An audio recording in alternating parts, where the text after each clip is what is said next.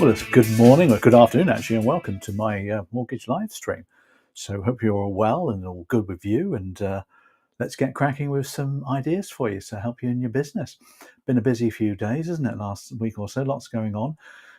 Second property stamp duty comes to mind with some shenanigans going on with the politicians. So that's another story for another day. 1st September, autumn starts, kick off, let's get busy. So I want to talk to you about a couple of topics today, if I might do actually. And I won't be here next Monday because my son and I are going down to the southwest coast path. We're going to walk a period from Penzance down to the Lizard. So I've got my southwest coast path t-shirt on, you see. Yeah.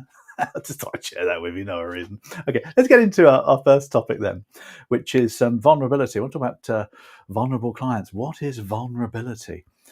Now, vulnerability is something that the FCA and the regulators, of course, are very keen to make sure that we recognise vulnerability in our clients and can help to achieve good outcomes with the vulnerabilities that they have.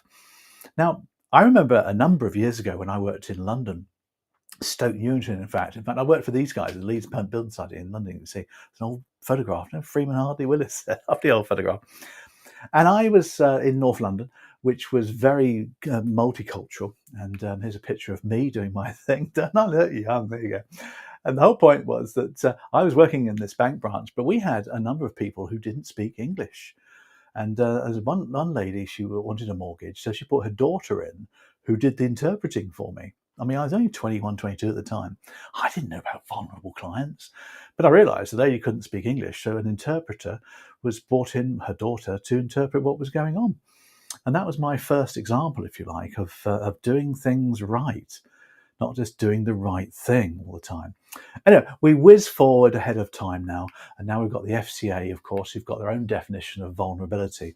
Someone who, due to their personal circumstances, is especially susceptible to detriment, particularly when a firm is not acting with appropriate levels of care.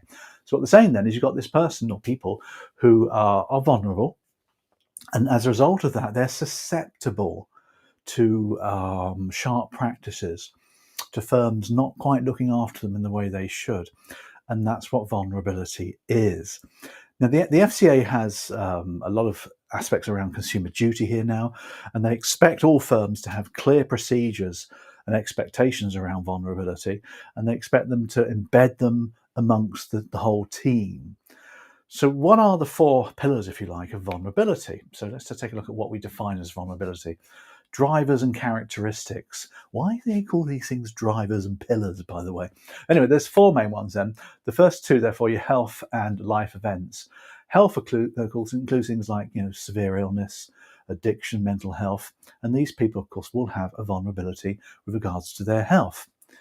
Life events, these are things that happen to people: bereavement, income shock, relationship breakdown, domestic abuse, retirement.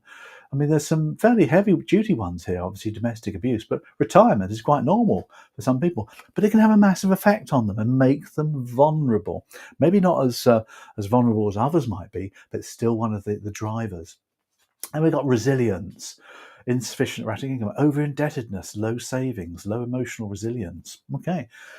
Over-indebtedness, somebody that's got too much debt, we might have those as mortgage customers. They will be vulnerable, particularly when they're debt consolidating, because those people will look for any solution to their problems, won't they? Then we've got capability, low knowledge, poor literacy, learning difficulties, no digital skills there, no or low access to help or support. And that, I guess, would probably come down to my customer in Stoke Newington. So they're pretty standard drivers. They all make sense, don't they?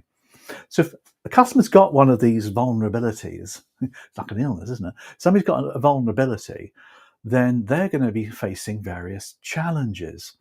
So what problems then are caused by these people? What challenges do these people have when it comes to dealing with us? And there's six to talk about, really. The first one for you here up top there, financial exclusion. Now, a client might have, for example, a chronic illness, for example, and therefore is denied life insurance with their mortgage application. So they're excluded financially by having that vulnerability. That's one example. Number two, difficulty accessing services. Somebody might be visually impaired. They might not be able to see, and they might not be able to see the documents, the PDFs, and the print's too small, for example. So they'll need alternative formats, Braille maybe. You never thought about that, have you? Yeah. Misunderstanding products. People's understanding is not always the same, and people vary, don't they? It could be, for example, that the client thinks that their mortgage automatically includes life assurance protection because they saw it once in one of the documents they browsed through. Protection. They might think it's automatically protected, but they're not. We know they're not, but they may not see that. That's the difference. Number 4 here, over-indebtedness. So somebody's got like loads and loads of credit cards, arrears on their mortgages, and they really are going to be in trouble with getting even more debt, aren't they, when it comes to it? Scams and abuse. Somebody might be elderly and there might be an equity release arrangement going on, and they're going to be abused financially when it comes to it as well. So scams and abuse are huge elements, aren't they, coming through that one? The last one for you, trouble complaining or managing a service.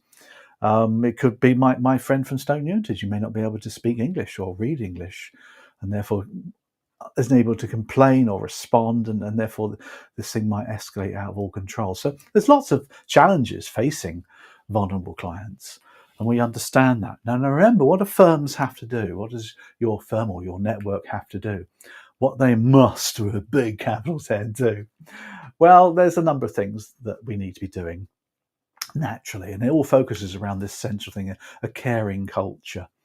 The FCA are very much into the right culture, and rightly so. And if you've got a caring culture, you're going to look after people, aren't you? Because it comes natural for you to do so. So they've got to create a culture of caring for people, all people, whatever they look like. And there's 4 areas there. The first one is they have to train people. They have to train you guys on how to handle vulnerable people. If you've recognized it, of course, how do you handle them differently to improve the outcomes that they get? Record keeping, naturally. You need to make records of all the vulnerable clients that you come in touch with, of course. You need to have some specialist support available. Maybe on the phone, somebody who's there to help with the vulnerable clients has to be available. I worked for a building society a few years ago, and they had Emily, her name was. Emily was the most emotionally intelligent person you could ever come across. She was a wonderful, wonderful human being. And she had the company car.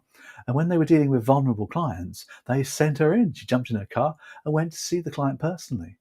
And she could build rapport with any human being she ever met. So that was their specialist support. Doesn't have to be fancy, does it? And obviously, you need to have flexibility built into your operations.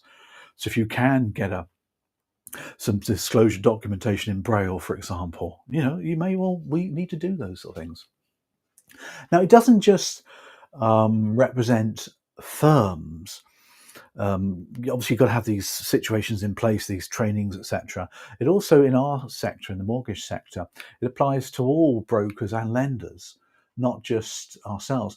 And you have to communicate with each other the vulnerabilities. So, for example, if the mortgage broker recognises a vulnerability with their client, they have to let the lender know so that the lender can then deal with it at their end. It doesn't just start with you. So you'll be able to communicate this all the way through. For example, here we've got the broker there doing their thing with the laptop there. And across here, you've got the lender itself doing their thing. They need to talk to each other about customer vulnerability so they can continue it along the way. And it makes a lot of sense if you think about it as well. It makes absolute sense to do that. And it applies to everybody, of course, as we said before. The last thing on the topic, really, this comes back to my story of Stoke Newington, because I enjoyed working in Stokey. But I then got a job with some new guys, these guys here called Prudential Property Services. This is a few years later, and there's a photograph of me looking very young again, as you can see. And what happened here is that I just continued to do my work. And I remember a lady turning up, I don't know what her name was now, but she's gone through a pretty abusive divorce. And you could tell that, because she was very sensitive and crying, all sorts of things. Now, I immediately just started to do the right thing, really. And, we got her some privacy, and I took a long time with the mortgage application to make sure that she was well looked after as well. Because To me, that was the right thing to do. And that made me think to this day now, the key concept here is to do the right thing, not just do things right. Yes, we've got rules and regulations and all that kind of stuff, but it's doing the right thing that makes all the difference as far as I'm concerned. I hope that's been useful. Bye. Good. Okay, so there's a little update there for you on all things vulnerabilities and stuff like that as well. Let's just get rid of this green screen. So you don't want that in the way, do you? Yeah. As you can see, that allows me to do my things. Let's get on to a last topic, really, before we wrap up. And that's handling age as an advisor. If getting older worries you. Now, I'm often asked about age discrimination in the financial advice sector. Ageism affects those in their 20s, for example, where some feel they lack experience. And those in their 50s and 60s as well, where ageism exists and labels them as old-fashioned and not keeping up with the times. Now, I see myself in the later bracket.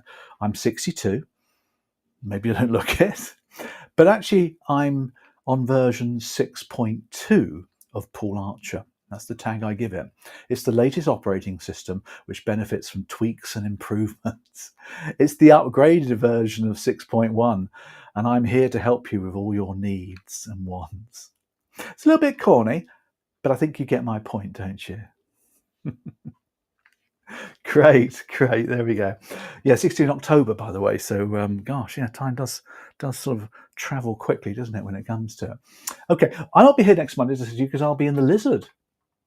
Not in the Lizard, but in the place called the Lizard, which is the most southerly point, I believe, of the UK, apart from the Channel Islands. But that's another story, isn't it? We're walking the coast path with my son Lewis.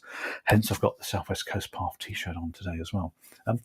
Lots of changes coming through in September. We're launching our new CeMAP material on the 8th of September. This is the new FSRE version of CeMAP and the new CeMAP 2 and 3, which advisors can start taking in October onwards. We're launching it, very excited about that. So we'll let you know details. If you haven't got the details and you're not on our mailing system, as always, there's the printout there for you that you can use, or the QR code just to get onto our database, and we'll keep you posted on what's going on there as well. Like to keep in touch with what's happening, so lots of new materials and exciting things. Other than that, I hope you have a fantastic week. Enjoy yourselves, guys, and I'll see you in a couple of weeks. Bye for now.